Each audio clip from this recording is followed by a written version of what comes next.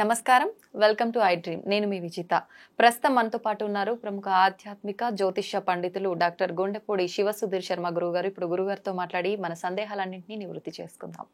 నమస్కారం గురుగారు. శ్రీమాత్రే నమః, శ్రీ గురుభ్యో నమః.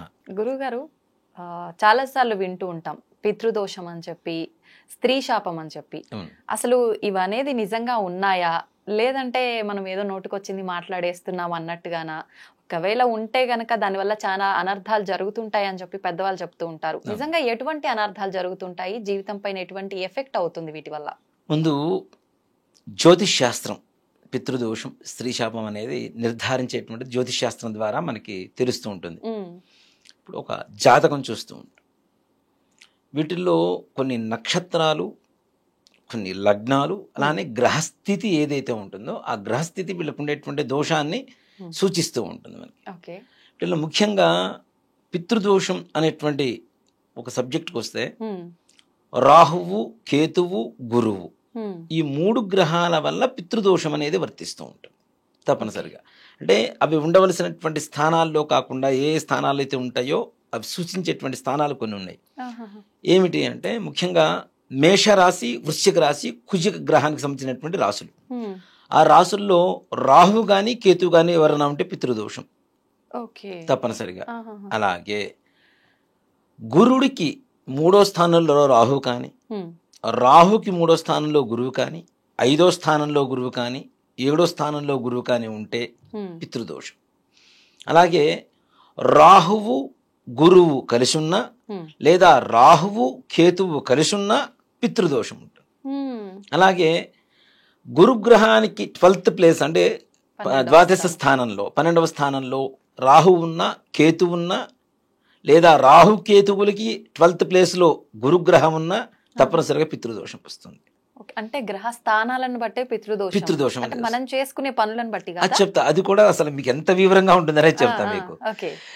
దీంట్లో అసలు ఈ గ్రహస్థితి ఎందుకు వస్తుంది అనేటువంటిది పెద్ద సమస్య. ముఖ్యంగా మనకి ఈ పితృదోషం అనేది పెద్దల దగ్గర నుంచి వస్తాం. పితృ అంటేనే మనకంటే పెద్దవాళ్ళు, పూర్వీకులు అని అర్థం. అంటే తాతలు, ముత్తాతలు, ముత్తాతల తాతలు కూడా కావచ్చు. ఈ పితృదోషం అనే సబ్జెక్ట్ ఏంటంటే దాదాపుగా 14 జనరేషన్స్, 14 జనరేషన్స్ పాస్ అవుతూ ఉంటుంది. 14 తరాలు. ఒక తరంలో ప్రారంభమైందంటే 14 తరాలు వస్తూనే ఉంటుంది. అసలు ఇది ఎందుకు వస్తుంది అనేటువంటిది చాలా మందికి అనుమానం. అసలు మనిషి కలియుగంలో ఎన్నేళ్ళు బ్రతకాలి? నిండా 100 అని చెప్తూ ఉంటాం, అవునా?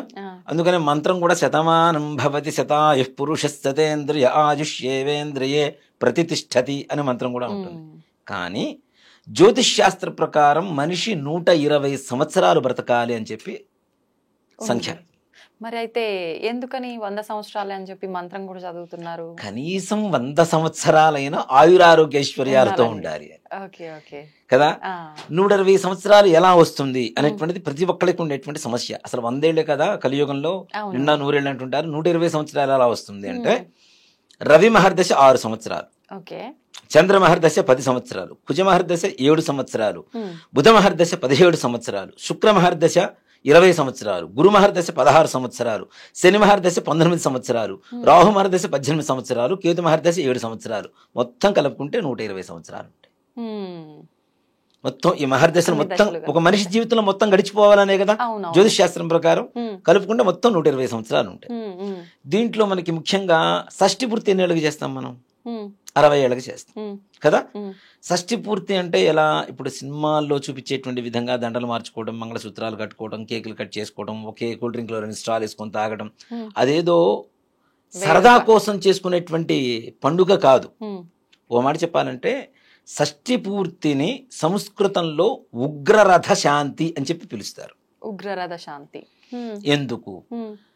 మనిషికి కలియుగంలో 120 సంవత్సరాల ఆయుష్ ప్రమాణం ఉన్నప్పుడు దాంట్లో అర్ధాయుష్ వచ్చేసరికి 60 సంవత్సరాలు.